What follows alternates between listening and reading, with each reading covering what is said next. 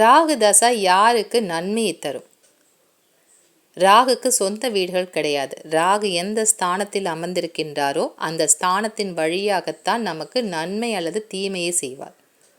அப்போ ராகு தசா யாருக்கு கெடுதலை செய்யும் என்றால், லக்கணத்திற்கு 4, 7, 8, 12 இந்த ஸ்தானங்களில் ராகு இருந்தால் அந்த ஜாதகருக்கு கொஞ்சம் கெடுதலான பலன்கள் என்பது ராகு தசாவில் நடக்கும்.